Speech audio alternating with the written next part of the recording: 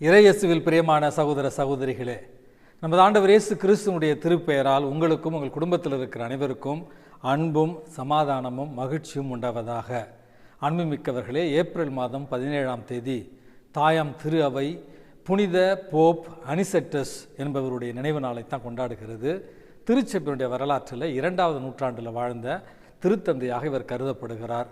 அன்புமிக்கவர்களே, இவர் திருத்தந்தையாக இருந்த ஒரு காலகட்டத்தில் பல்வேறு தப்பிரைகள், தவறான பரப்புரைகள், தவறான கொள்கைகள் மக்கள் மத்தியில் பரப்பப்பட்டு வந்தது. அந்த கொள்கைகளை தன்னுடைய மறைவுரையாலும் எழுத்துக்களாலும் நிர்மூலமாக்கியவர் தான் இந்த திருத்தந்தை புனித அனிசெத்துஸ் என்பவர். அன்புமிக்கவர்களே, இப்பொழுது நாம் கொண்டாடி கொண்டிருக்கின்ற இந்த ஈஸ்டர் பண்டிகையானது, உயிர்ப்பு திருவிழாவானது நம்முடைய இந்த திரு வழிபாட்டு கால அட்டவணையில் இந்த நேரத்தில் தான் வர வேண்டும் அப்படின்று குறிப்பிட்டு அதை கொண்டாட வழிவகை செய்தவர் தான் இந்த புனித போப் அனிசெட்டாஸ் என்பவர். இவருடைய பரிந்துரையால் நாமும் நம்முடைய வாழ்வால் இறைவனுக்கு புகழ்ச்சி சேர்க்க ஒவ்வொரு நாளும் மன்றாடி ஜெபிப்போம். அன்புமிக்கவர்களே, 2 பட்டங்கள், அந்த காத்தாடி பட்டங்கள் என்று சொல்வார்கள், 2ம் பறந்து கொண்டிருந்தனவாம். அதில் ஒரு பட்டம் சொன்னதான், என்னை கீழே இருக்கிற ஒருவர் மேலும் பறக்க அனுமதிக்க மறுக்கிறார், என்னை அந்த கயிறால் அவர் சுண்டி இழுத்து கொண்டே இருக்கிறார், என்னால் இன்னும் உயர பறக்க முடியவில்லை, ஆசையாக இருக்கிறது, சுதந்திரமாக இன்னும் பறக்க வேண்டும் என்று அப்படி என்று சொன்னதான். மற்றொரு பட்டம் சொன்னதா, இல்லை நண்பா, கீழே இருப்பவர் தான் நம்முடைய வேகத்தை கட்டுப்படுத்தி நம்மை மகிழ்ச்சியாக பறக்க வைக்கிறார், ஆகவே அவருடைய கட்டுப்பாட்டுக்குள்ளே நம்ம இருக்க வேண்டும் என்று சொன்னதான். ஆனால் அடங்க மறுத்த மற்றும் ஒரு பட்டம் கொஞ்சம் கொஞ்சமாக தன்னை அந்த கயிற்றிலிருந்து விடுதலை செய்து கொள்ள விரும்பி அந்த கயிற்றிலிருந்து தன்னையே விடுதலையாக்கி கொண்டதான். சிறிது நேரத்தில் 2 பட்டங்களில் அந்த கயிற்றை அறுத்து கொண்ட பட்டம் இன்னும் கொஞ்சம் மேலே உயரமாக பறந்து மகிழ்ச்சியாக இருந்துதான். ஆனால் சற்று நேரத்தில் வீசிய ஒரு காற்றில் அந்த உயரே பறக்க விரும்பிய அல்லது சுதந்திரத்தை சுவாசிக்க விரும்பிய அந்த பட்டம் சுக்கு நூறாக ஒடிந்து கீழே குப்பையில் விழுந்ததான்.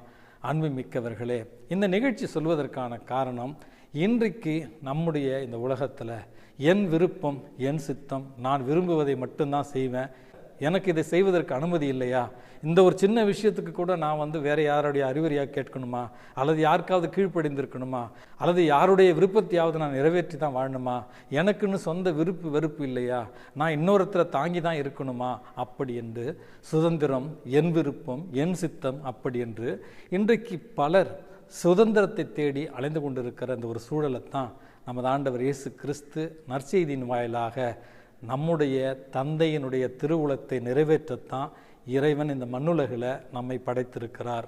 அந்த தந்தையினுடைய திருவுளத்தை நிறைவேற்றுவது தான் எனக்கு விருப்பம் அப்படி என்கிற அழகான செய்தியை இன்றைக்கு நமது ஆண்டவர் இயேசு கிறிஸ்து நமக்கு தருகிறார். அன்புமிக்கவர்களே, யூதர்களுக்கும் பரிசேயர்களுக்கும் சதுசேயர்களுக்கும் பல்வேறு வகையில் தான் யார், தான் எதற்காக இங்கு அனுப்பப்பட்டிருக்கிறேன் அப்படி என்கிற விளக்கங்களை அவர்களுக்கு புரிய வைக்க முயற்சி செய்து கொண்டிருக்கிறார். ஆனால் கடைசி வரையில் பரிசேயர்களும் சதுசேயர்களும், ஏன் அவரோடு இருந்த சீடர்கள் கூட இயேசுவை பற்றி முழுமையாக அறிந்து கொள்ள முடியாத ஒரு சூழலில் தான் இன்றைக்கு நமது ஆண்டவர் இயேசு கிறிஸ்து சொல்லுகிறார், என்னுடைய தந்தையினுடைய விருப்பத்தை நிறைவேற்றவே நான் இங்கு வந்திருக்கிறேன் அப்படி என்று சொல்லி, தன்னுடைய வாழ்வு என்பது இறைவனுடைய திட்டத்தின்படி மட்டுமே நடக்க வேண்டும். துன்பங்கள் வரலாம், சோதனைகள் வரலாம், எனக்கு பிடிக்காத காரியங்களின் வாழ்க்கையில் நடக்கலாம், அல்லது எனக்கு விருப்பமில்லாத செயல்களை என்னை கடவுள் செய்ய சொல்லலாம். ஆயினும் இந்த உலகத்தில் என்னுடைய மகிழ்ச்சி என்பது, என்னுடைய மன நிறைவு என்பது தந்தையாகிய கடவுள் என் வாழ்க்கைக்கு என்ன திட்டம் வைத்திருக்கிறாரோ அந்த திட்டத்தை நிறைவேற்றி அவருடைய திருவுளத்தை இந்த மண்ணுலகில் நிறைவேற்றுவது மட்டுமே மன நிறைவையும் மகிழ்ச்சியை தரும் என்கிற அழகான செய்தியை தருகிறார்.